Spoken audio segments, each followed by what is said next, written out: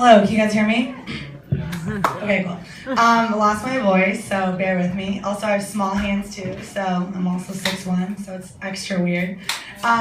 So I am about to move to New York City in like 70 hours. I'm very excited.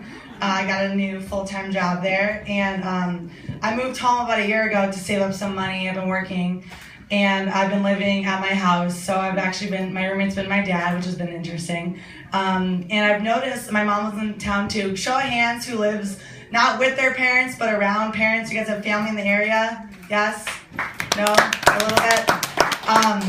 I've noticed I spent some time with my parents, and a lot of times just driving in the car to, you know, going out to dinner or something. And both my parents do this thing where they just repeat everything they see with no other information. It's like they're tour guides that didn't get the tour guide manual. So I'm with my dad. He's like 57, 6'6", bald dude, goatee. And we're driving, like, you know, down Detroit. Aladdin's. It's Aladdin's. I'm just like, yeah. And then, like, a little more, look at that Dairy Queen. And that's it. Like, and my mom does the same thing, but she's very emotional. My dad's like businessman. My mom's like a ball of emotion. And she's like, that's the Aladdin's that we brought your nephew to last year. I was like, yeah, I don't remember. I think I was in DC, so I don't think I was here. She's like, it was really beautiful. This is the first time out having Middle Eastern food. And I was like, cool, good story. I mean, I love my parents, I really do. They're fantastic. But another quirk they do, and they are divorced, so they're not ever together. Thanks for bringing it up. My parents are divorced. Which is great. Extra Christmases for parents. So anyway, I go out to dinner or food a lot with them, and they both, again, same thing. They like interview the waiters and waitresses. They overshare everything about their lives with me, and they get me involved in it awkwardly. And so a waitress will come up, and my mom will be like, "What's your name?" She's like, "It's Jen." She's like, "I'm Sally. This is my husband Jim, and this is my daughter Laura." And I'm like, "Hi, I'm 26. I live at home. Nice to meet you. Like, thanks for making me feel like a 5-year-old mom. I really appreciate that." And she'll get to know them. Like, she'll get to know their family life, like their birthdays. And my dad does the same thing, but he'll talk more about himself with the waiter. So like, this literally happened last week. It's like, he's looking at the waiter like weirdly through his glasses, and the waiter's like, he's like, "Got a new prescription today. I'm just trying to learn the, it's got a new prescription." And he's like telling them all these like backstories, and it's very bizarre. So parents, gotta love it. So social media, we're all very connected on social media. And you know, everyone's on Instagram, Twitter, texting, Facebook, whatever. But because of that, there's always more opportunity for social media blunders. And just, I think all of you guys have experienced the poor autocorrection on texting. Show of hands for any bad raising hands. Okay, that's fine too. Thank you. A great example is I was texting, I coach part-time, and I was texting one of my bosses something. I was coaching softball, and I don't even know what the original phrase or word was, but my phone was also like acting bizarre at the time, and I'm not kidding you.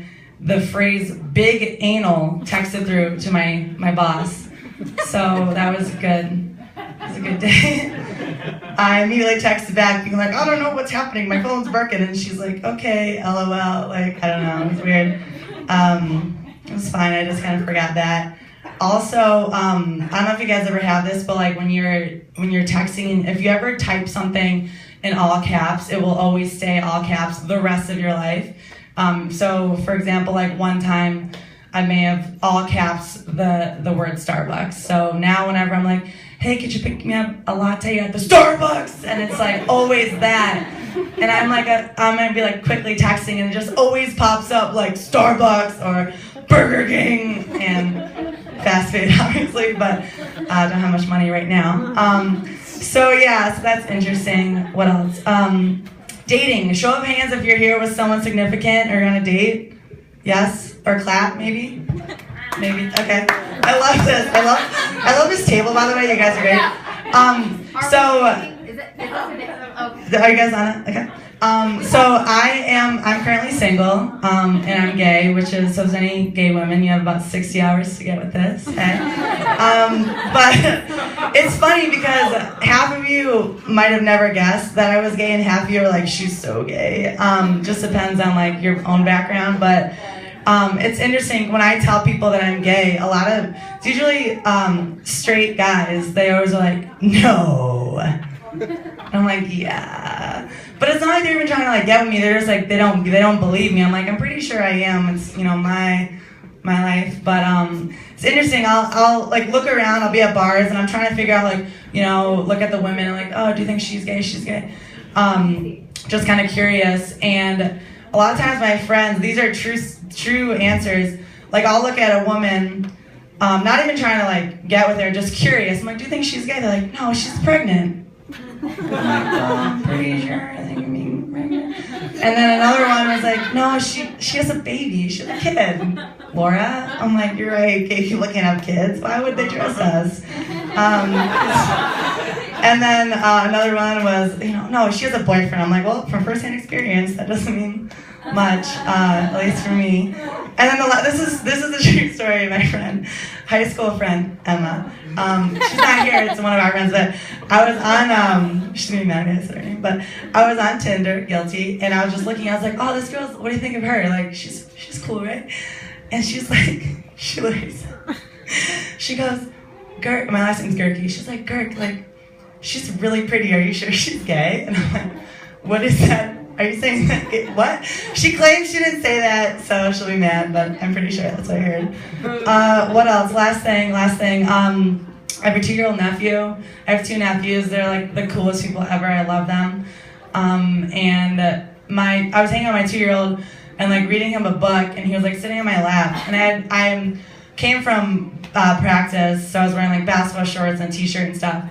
And he's at the point where he can definitely communicate and talk and everything, and he was sitting on me, and all of a sudden, and like his parents, my brother and sister-in-law were in the room, and all of a sudden he starts being like, ow, ow, ow, mommy, daddy, and I was like, what's wrong? Did he step on a piece of glass? Like, what's happening?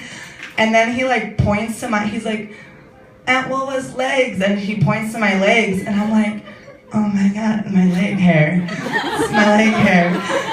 And true story.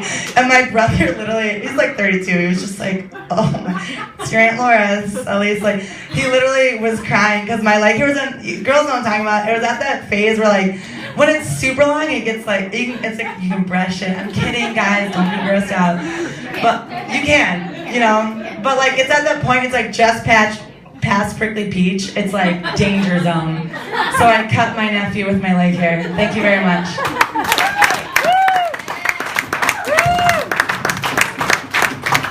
Laura Gerky, everyone. This brings us to our final comic of the night. Keep it going. He's